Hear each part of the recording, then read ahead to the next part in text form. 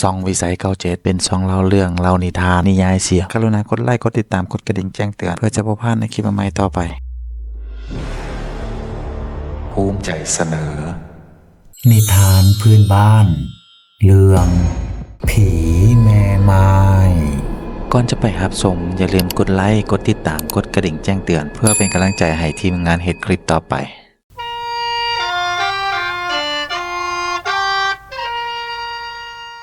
แต่บางก่อนกี้ยังมีชายกำพร้ายากจนคนหนึ่งชื่อเท่าเจียงล้าวอาศัยหาเลาะขอเข้าน้ำชาวบ้านกินไปวันๆบางมื้อถือคนใจดีก็ได้กินบางมื้อถือคนใจร้ายเขาก็ไล่หนีพร้อมทั้งป้อยด่าว่าบักขี้ทุกข์ขี้ยากตีนมือก็มีคือบ่ไปซอกแนวเฮ็ดแนวหากินเองล้าวถึกด่าแบบนั้นอยู่เกือบทุกๆมื้อจนเวลาผ่านไปหลายปีเท่าเจียงก็ใหญ่เป็นบ่าวส่งเสื้อสีนุ่งงามๆคือเพิ่นก็บ่มีได้แต่นุ่งเครื่องขาดๆที่ชาวบ้านผู้ใจดีมาทานให้อยู่มามื้อหนึ่งตอนที่กำลังไปเลาะขอข้าวกินน้ำชาวบ้านล้าวก็ได้เก็บเอาผ้าขี้เมียงที่เขาเอาทิ่มมารับมาฝนจนสามารถฟันไม่ได้เท้าเจียงคิดเห็นคำดูถูกที่ชาวบ้านเขาป้อยเขาด่าผ่านมานั้นจึงตัดสินใจจะไปทางป่าเฮ็ดให้ปลูกข้าวกินเองเพื่อจะบ่ได้ไปขอชาวบ้านกินอีกแต่จะไปทางวันใดก็มีเจ้าของมีคนเขาจับจองไว้หมดแล้วแล้วจึงเข้าไปในป่าลึกบอนบ่มีคนเที่ยวแล้วก็ลงมือทางป่าเฮ็ดให้ปลูกข้าวใส่ยางเขียวงาม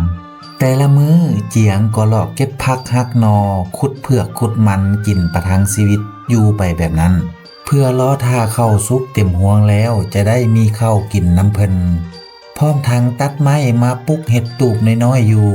แล้วก็เกี่ยมปลูกเหล้าเพื่อเป็นบอนเก็บรักษาข้าวเปลือกชีวิตของล้าวตอนนี้ถือว่ามีความหวังขึ้นมา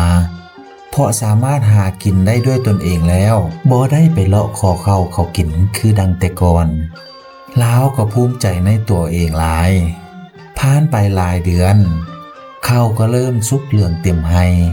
มีกลิ่นของข้าวไหม้หอมฟุ้งไปทั่วป่าลมก็ได้พัดเอากลิ่นหอมของข้าวไหม้ปิวไปฮอดดังของผีแม่ไม้ตัวหนึ่งที่อาศัยอยู่ในถ้ำกลางป่าแห่งนั้นเมื่อมันได้กลิ่นหอมหวนแบบนั้นก็ฮู้ได้ทันทีว่าต้องมีคนมาลักเฮ็ดให้ปลูกข้าวอยู่แถวนี้แน่นอนมันจึงซอกน้ำหาดมกลิ่นตามมาจนมาฮอดไห้ของเท้ากำพร้าแล้วก็เห็นเท้าเจียงนอนลิ้นอยู่ก้องห่มไม้ใหญ่ตีนไห้มันจึงเป่ามนต์ใส่เท้ากำพร้าให้นอนหลับแบบบ่รู้สึกตัวแล้วก็อุ้มเอาล้าวไปที่ถ้ำของมันจากนั้นเพื่อบ่ให้เท้ากำพร้าสงสัยมันก็จำแรงกายเป็นหญิงสาวสวยงามคนหนึ่งพอเท้าเจียงตื่นขึ้นมาเห็นนางนั่งอยู่ข้างๆก็ตกใจแล้วก็ถามไปด้วยความสงสัยว่าเจ้าเป็นไผเจ้าเอาคอยมาเฮ็ดหยังอยู่นี่แล้วทำนี่แม่นอยู่ไสนางก็ตอบว่าอ้ายใจเย็นๆน้องซื้อฟ้าเด้อนี่แม่นถ้ำบ้านของน้องเองอ้ายบ่ต้องย้านดอกน้องเห็นอ้ายนอนสลบอยู่กลางป่าก็เลยพามาเฮือนน้องเท้าเจียงก็ได้เว้าตอบว่าค่อยสิกลับบ้านไปเกี่ยวข้าวก่อนข้าวสุกเต็มไห้แล้วขอบใจหลายๆที่ช่วยเหลือค่อยพร้อมทั้งลุกขึ้นนางก็จับแขนเอาไว้แล้วเว้าขึ้นว่าอ้ายอย่าเฝ้าไปเลยน้องหากสิให้คนเกี่ยวเข้ามาให้ก็ได้อันเข้าซื่อๆกำพร้าได้ยินแนวนั้นจึงนั่งลงแล้วถามต่ออีกว่าเกี่ยวมาเฮ็ดหยังอยู่พี่ค่อยมีเหล้าเอาไว้ใส่เข้าอยู่ข้างเถียงไห้ของค่อยอยู่แล้วเอามาพี่ก็บ่มีบ่อนใส่ค่อยจะไปอยู่ไห้ของค่อยเมื่อเห็นท่าบ่ดีแนวนั้นนางผีแม่ไม้จึงเสกมนต์เป่าใส่กำพร้าให้หลงรักตนเองและอยากอยู่นำตั้งแต่นั้นมานางก็เอาเท้าเจียงเป็นผัวทั้งสองก็อยู่กินน้ำกันอย่างมีความสุขตลอดมานางผีแม่ไม้รู้สึกหักผัวคนนี้หลายแต่ก็บ่ยอมให้ผัวออกจากถ้ำไปทางใดโดยเด็ดขาด ผัวอยากได้อันใดอยากกินอันใดนางก็หามาให้แบบบ่ให้อึดบ่ให้หิวแม้แต่น้อยเลยอยู่มามื้อหนึ่งตอนนางผีแม่ไม้ออกไปหากินนั้นมนต์สะกดของนางก็เสื่อมลงเฮ็ดให้เฒ่าเจียงฮู้สึกคิงขึ้นมาจึงได้ฮู้ว่าตนเองตกเป็นผัวของนางไปแล้วแต่ก็เฮ็ดหยังบ่ได้จึงได้แกล้งทำเป็นหักนางต่อไปความจริงแล้วพี่แม่ไม้เป็นผู้คายมนต์สะกดนั่นเองเพราะฮู้ดีว่าแนวใดเฒ่าเจียงก็หนีไปบ่พ้นมือของตนแน่นอนทั้งสองก็ได้ใช้เวลาอยู่นำกันปรับความเข้าใจกันในใจเฒ่าเจียงก็เริ่มหักนางขึ้นมาแดเล็กน้อยแต่อีกใจก็ยังคิดสงสัยอยู่ว่าเป็นหยังเมียคือบ่ยอมให้ออกไปข้างนอกจักเทื่อและยังสงสัยอีกว่าเล่างามป่านนี้คือมาอยู่ป่าคนเดียวพ่อแม่ญาติพี่น้องของลาวเดไปไสหมดแล้วเป็นหยังต้องมาหักกับตนเองทั้งที่บ่ได้มีหยังแถมยังทุกข์ยากลำบากอีกเป็นหยังต้องมาหักเฮาขนาดนี้คำถามและความสงสัยพุดขึ้นมาในหัวของลาวอย่างหลวงหลายเมื่อเมียกลับมาแต่หากินตอนแลงลาวก็เริ่มปล่อยคำถามในหัวของลาวออกมาถามนางเป็นสุดนางก็ตอบไปแบบคิดตัวว่าพ่อแม่บ่มีผัวก็ตายปะชาวบ้านก็หาว่าเป็นกาลากินีบ้านเมืองจึงถือเขาไล่มาอยู่ท่ามกลางป่าแห่งนี้เมื่อเฒ่าเจียงฮู้แนวนั้นจึงคิดสงสารนางอย่างจับใจและคิดว่าจะอยู่กินน้ำนางไปแบบนี้ตลอดชีวิตเลยคิดแล้วก็บอกให้นางฮู้ความในใจพอนางผีแม่ไม้ได้ยินผัวเว้าว่าจะอยู่กับตนไปตลอดชีวิตนั้นนางก็ดีใจหลายเป็นที่สุดแต่นางก็ฮู้ดีอยู่แก่ใจว่าถ้ามื้อใดเฒ่าเจียงฮู้ความจริงว่าตนเองเป็นผีแม่ไม้ผู้หน้าตาขี้ร้ายแล้วก็ต้องย้านแล้วหนีเตลิดเปิดเปิงไปแน่นอนแต่ละมื้อแต่ละวันทั้งสองก็อยู่กินน้ำกันอย่างมีความสุขนางก็เชื่อมั่นใจผัวหลายขึ้นจึงพาผัวไปเบิ่งบอนเก็บเมียนสมบัติของตนเมื่อเปิดประตูเข้าไปก็เห็นสมบัติจำนวนหลายกองกันอยู่จนท่วมหัวในนั้นยังมีของวิเศษจำนวนหนึ่งคือว่านปลาไพว่านน้ำและว่านไฟอยู่มามื้อหนึ่งในขณะที่นางออกไปหากินเฒ่าเจียงก็ไปลักจอบเบิงจึงเห็นว่านางแต่งกายเป็นผีแม่ไม้มีแขวยาวกากซากดวงตาแดงกำผมยิกหย่องต้นโตสูงใหญ่แล้วก็ตกใจหลายจนเป็นล้มลงทั้งยืนพอตื่นขึ้นมาแล้วก็นั่งคิดอุกใจอยู่ผู้เดียวว่าตนเองได้อยู่กินกับผีมาตลอดตัวนี่เป็นแบบนี้ต่อไปบ่ได้เด้กูต้องหาวิธีหนีจากผีตัวนี้ให้ได้เมื่อนางกลับมาเฒ่าเจียงก็เฮ็ดคือบ่มีหยังเกิดขึ้น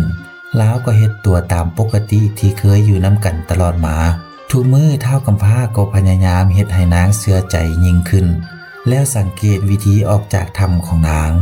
ทุกเทื่อที่นางจะออกไปนางจะท่องคาถา3แถวที่ติดอยู่ก้อนหินใหญ่นั้นแล้วประตูถ้ำก็จะเปิดออกทันทีแล้วเฝ้าสังเกตมาหลายมือแต่เฒ่าเจียงอ่านคาถานั้นบ่ออกเพราะบ่เคยได้เรียนหนังสือจึงได้แต่มานั่งถอนหายใจอยู่ละลาล้อท่าแต่เมียกลับมาแล้วก็ออกอุบายว่าค่อยอยากเรียนหนังสือเพราะตนเองเป็นกำพร้าทุกข์ยากมาแต่น้อยจึงบ่ได้เรียนหนังสือนำเพิ่นนางผีแม่ไม้ก็เห็นใจจึงไปเอาหนังสือในถ้ำมาสอนให้จนได้หลายเดือนผ่านไปเฒ่ากำพร้าก็อ่านหนังสือออกมีมื้อหนึ่งเมื่อนางออกไปหากินแล้วแล้วก็เข้าไปร้องอ่านคาถาข้างประตูนั้นในที่สุดประตูหินก็เปิดออกอีหลีแล้วเห็นว่าได้ผลจึงเข้าไปห่อเอาว่านวิเศษ3อย่างนั้นและเงินค้ำจำนวนหนึ่งพอสำแหงของตนแบกไปไหวจากนั้นล้าวก็ลักแลนหนีไปทันทีเมื่อฮอดแลงคำนางผีแม่ไม้ก็กลับมาฮอดเห็นปากถ้ำเปิดอยู่จังปาง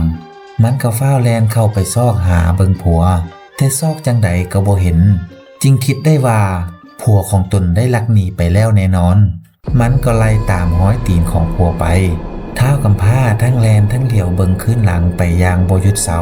แล้วแลนไปดนตึกก็เห็นเมียของตนแลนนำมาใกล้จะฮอดแล้วก็จกเอาว่านปลาไผ่โยนใส่เฮ็ดให้เกิดเป็นปลาไผ่น้ำตึบหนาตันทางผีแม่ไม้มันก็บุปลาพาหนามออกมาจนได้แล้วแลนนำไปหาผัวต่อพอใกล้จะฮอดผู้เป็นผัวก็เอาว่านไฟโยนใส่เฮ็ดให้เกิดเป็นไฟลุกไหม้ตันทางแล้วก็ฟ้าวแลนหนีไปต่อโดยบ่หันหลังเบิ่งจักหน่อยเลยนางก็ใส่มือทักดึงเอากิ่งไม้มาฟาดมอดไฟในที่สุดไฟก็ดับลงจึงแลนตามต่อไปใกล้จะฮอดทางหลังผัวแล้วก็เอาว่านน้ำทิ่มใส่อีกจึงเฮ็ดให้เกิดเป็นแม่น้ำกว้างใหญ่และไหลแห้งขวางหน้านางก็บ่สามารถข้ามไปได้แต่ห้องใส่ผัวว่าผัวเอ้ยเป็นหยังเจ้าคือสิมาทิมหนีป้าเมียแบบนี้เจ้าบ่อีตนสงสารข่อยบ่ทางผัวก็ตอบว่ามันเป็นไปบ่ได้ที่ผีกับคนจะอยู่ร่วมกันให้เฮาทั้งสองแยกย้ายกันไปทั้งไผทั้งมันสะเทาะอีกอย่างเจ้าก็หลอกลวงข่อยมาตลอดอยู่แล้วนางก็พยายามว่ายน้ำจะข้ามไปหาแต่กระแสน้ำแห้งเกินไปจึงพัดดึงเอานางจมลงสู่แม่น้ำส่วนผัวเมื่อเห็นเมียบ่สามารถข้ามมาได้แล้วแล้วก็เฝ้าหนีไปต่อจนไปพ่อบ้านคนจึงขอพักเซ้าเอาแหงตื่นเช้ามาแล้วก็เดินทางไปต่อจนฮอดเมืองหนึ่งแล้วก็เอาเงินเอาคำที่แบกมานำนั่นจับจ่ายใช้สอยซื้อขายจนกลายเป็นเศรษฐีคนหนึ่งผู้คนก็นับหน้าถือตาอย่างดวงลายผ่านไปหลายปีเท่าเจียงก็คิดอยากจะมีครอบครัวเพราะตนเองมีทุกอย่างแล้วยังขาดแต่คนหักจะมาอยู่กินนำแต่แล้วไปล้มไปซอกหาหญิงคนใดก็บ่ถึกใจจักคนในใจแล้วก็คิดเห็นแต่พี่แม่ไม้ผู้เป็นเมียเก่าจะกลับไปหาก็ย่านเมียสิฆ่าทิ่มคิดไปคิดมาแล้วก็คิดได้ว่าแนวใดอยู่ต่อไปก็บ่มีความสุขแล้วจึงตัดสินใจบวชตลอดชีวิตจนสิ้นอายุไขลงส่วนผีแม่ไม้ตั้งแต่ผัวหนีไปมันก็โศกเศร้าง่วงเหงาบ่เฮ็ดบ่กินหยังจนห่างกายจอยผอมในที่สุดมันก็สิ้นใจลงแต่วิญญาณของนางก็ยังบ่ยอมไปไสยังคงพยายามซอกหาวิธีทางข้ามน้ำตามไปหาผัวอยู่ตลอดเวลาในที่สุดวันหนึ่งมันก็ข้ามมาจนได้มันได้เข้าไปสิงสู่ผู้ชายทุกคนในหมู่บ้านโดยบ่เลือกหน้าเขาคนนี้ออกสู่คนนั้นเพื่อตามหาผัวแล้วก็ไปบ้านนี้ต่อใส่บ้านหน้าเฮ็ดแบบนั้นไปเรื่อยๆแต่จังใดก็บ่เห็นผัวของตนคนเก่าจักเทื่อเพราะมันบ่ฮู้เลยว่าผัวของมันนั้นได้ตายไปแต่ดนแต่นานแล้วและบ่ฮู้ว่าลาวอยู่บ้านใดด้วยซ้ำมันเข้าสิงคนใดก็กินคนนั้นเป็นอาหารตายไปทุกๆมื้อไปบ้านใดเห็นผู้ชายก็เข้าสิงโลดเพราะคิดว่าแม่นผัวของตนทุกคนแล้วก็กินตับกินไตกินเครื่องในใส่พุงจนว่าเคียงเฮ็ดแบบนั้นไปหลายบ้านหลายเมืองจนผู้คนกล่าวขานซาลือกันไปทั่วทิพย์ทั่วแดนว่ากันว่าถ้าผีแม่ไม้ก่อนมันจะเข้าบ้านใดมันจะบอกให้ชาวบ้านฮู้ก่อนล่วงหน้า7 วันมันมักจะว่าอีก7 มื้อ7 คืนกูจะไปบ้านนั้นบ้านนี้มื้อดีคืนดีกูจะเข้ามาเอาผัวของกูไปอยู่นำเด้อชาวบ้านทุกคนก็พากันย่านกลัวและหาวิธีกำจัดผีแม่ไม้ตัวนี้ให้ได้แต่ซอกหมอเก่งๆทั้งไหนมาปราบก็บ่สามารถเอาชนะมันได้บางบ้านบางบอนย่านหลายจึงได้พากันย้ายบ้านย้ายเฮือนย้ายครอบย้ายครัวไปอยู่บนอื่นปะเฮือนไว้จนเป็นบ้านห้างเฮือนห้างมาหลายบ้านหลายเมืองแล้วบางครอบครัวมีลูกผู้ชายก็ให้ไปบวชหรือหนีไปอยู่บนอื่นก่อนและแล้วในที่สุดก็ได้มีพระธุดงค์องค์หนึ่งมาบอกกับชาวบ้านรับทราบว่ามีวิธีแก้เคล็ดอยู่หลายทางคือ 1. หากฮู้ว่าผีแม่ไม้จะเข้าไปบ้านใดก็ให้ผู้ชายแต่ละคนในหมู่บ้านนั้นนุ่งสิ้นแต่งหน้าทาเล็บเฮ็ดคือกันกับผู้หญิงให้หมดเพื่อตบตาผีแม่ไม้ 2. ให้เอาปลัดคิกมาห้อยไว้หน้าบ้านหรือหน้าเฮือนของไผลาวเพื่อบ่งบอกให้ผีแม่ไม้ฮู้ว่าเฮือนหลังนี้บ่มีผู้ชายจึงเอาของลับของผู้ชายนั้นมาห้อยไว้ พี่แม่ไม้จึงบ่กล้าเข้าไปยุ่งบางคนก็เอามาห้อยไว้ตามต้นตัวตามคิงหรือพกติดตัวไว้ตลอดเวลาจึงสามารถมีชีวิตรอดได้ 3. ให้ทำบุญนับถือเจ้าถิ่นหรือเจ้าบ้านกราบไหว้บูชาด้วยการฆ่างัวฆ่าควายบางบ้านก็บูชาด้วยเหล้าไห่ไก่โตแล้วเอาฝ้ายสายสิญจน์มาสูดอ้อมรอบบ้านเอาไว้ทางเข้าบ้านก็ให้เฮ็ดเป็นประตูโค้งและสารตาแหลวติดใส่เพื่อบ่ให้สิ่งบ่ดีหรือผีแม่ไม้เข้ามาทำให้คนในหมู่บ้านได้เป็นอันขาดชาวบ้านชาวเมืองก็พากันเฮ็ดลองเบิ่งแล้วก็ได้ผลอีหลีโดยเฉพาะข้อ 3ส่วนผีแม่ไม้มันก็ยังคงวนเวียนซอกตามหาผัวของมันเข้าบ้านนี้ออกบ้านนั้นหากบ้านใดมีผู้ชายนอนตายแต่เลือกแบบบ่รู้สาเหตุชาวบ้านก็มักจะกล่าวกันว่าเป็นสีมือของผีแม่ไม้มาเอาไปเป็นผัวแน่นอนจนถึงปัจจุบันนี้ก็ยังได้ยินบางคงเขตบางบอนเข้าซาลือกันอยู่บ่หายตั้งแต่นั้นมาทุกคนจึงพากันกราบไหว้บูชานับถือเจ้าบ้านสูดสายศีลทำบุญบ้านเป็นประจำทุกๆปีจนกลายเป็นฮีตของประเพณีของบ้านสืบทอดต่อกันมาจนชั่วลูกชั่วหลานถึงทุกวันนี้และการทำบุญบ้านแบบนี้ในปัจจุบันก็ยังมีหลายเขตหลายบอนที่เชื่อถือกันมาเฮ็ดบุญคลัมบ้านเป็นฮีตของประเพณีประจำปีไปแล้วซึ่งเจ้าถิ่นหรือปู่เจ้าบ้านเพิ่นมีหน้าที่เป็นผู้ปกปักรักษาคุ้มครองลูกหลานจะเดินทางไปทางใดหรือก่อนจะเฮ็ดหยังก็ตามให้เอิ้นกล่าวหาปู่เจ้าบ้านนั้นได้รับรู้เพื่อเพิ่นจะปกป้องคุ้มครองให้ไปรอดปลอดภัยซื่อได้ขายหมานแต่ละปีเมื่อฮอดยามหลังบุญปีใหม่ลาวชาวบ้านก็ได้เฮ็ดพิธีทำบุญลูกหลานแต่ละคนบ่ว่าจะอยู่ไสจะอยู่ใกล้หรือไกลก็ได้กลับมาบ้านมาเฮือนเพื่อจะได้ไปกราบไหว้บูชาปู่เจ้าบ้านเป็นประจำอยู่ทุกปีแล้วบ้านทานเดเป็นจังไดยังมีการเฮ็ดบุญบ้านหรือมีเจ้าบ้านคุ้มครองคือดังที่กล่าวมาอยู่บ่ก็สามารถคอมเมนต์บอกกันมาเพื่อบางคนบางบอนบางเขตผู้เกิดใหม่ใหญ่หลุนอ่านยังบ่ทันฮู้ให้มาเล่าสู่กันฟังหรือแลกเปลี่ยนความคิดเห็นซึ่งกันและกันเพราะบางคงเขตอาจบ่นับถือคือกันและเพื่อเป็นบอนอ้างอิงว่าสิ่งศักดิ์สิทธิ์หรือผีต่างๆอยู่บนโลกนี้มีจริงแท้หรือบ่เพราะเรื่องที่เรามานี้พวกเราได้เก็บกับข้อมูลมาจากบางเขตเท่านั้นอาจจะอธิบายได้บ่ทั่วถึงถ้าผิดพลาดประการใดก็ขออภัยมาณที่นี้ด้วยนิทานเรื่องนี้สอนให้รู้ว่าคนเฮาก่อนจะอยู่นํกันได้ต้องมีความจริงใจเชื่อมั่นซึ่งกันและกันมีความเข้าอกเข้าใจและบ่หลอกลวงกันจึงสามารถอยู่นํกันได้ตลอดชีวิตอีกอย่างก็ยังสอนให้รู้ว่าบ่ควรไปประมาทหรือเฮ็ดผิดพลาดฮีตของประเพณีของบ้านอื่นให้เข้าตามตอกออกตามประตูบอนเพิ่นพาเฮ็ดพาไปพุ่นเด้อถ้าบอนใดเพิ่นว่าเค็ดเพิ่นว่าขวางก็อย่าได้ไปคิดร้องดีบาดว่าเจอกับตัวเองขึ้นมามันสิหาทางแก้บ่ได้แบบบ่รู้สึกตัวเป็นจั่งใดได้ท่านผู้ชมถ้ามักก็อย่าลืมกดไลค์ถ้าถูกใจก็อย่าลืมกดติดตามกดกระดิ่งแจ้งเตือนเพื่อเป็นกำลังใจให้ทีมงานช่องวิสัยเรื่องราว97เด้อแล้วพบกันใหม่ในเรื่องต่อไปสบายดี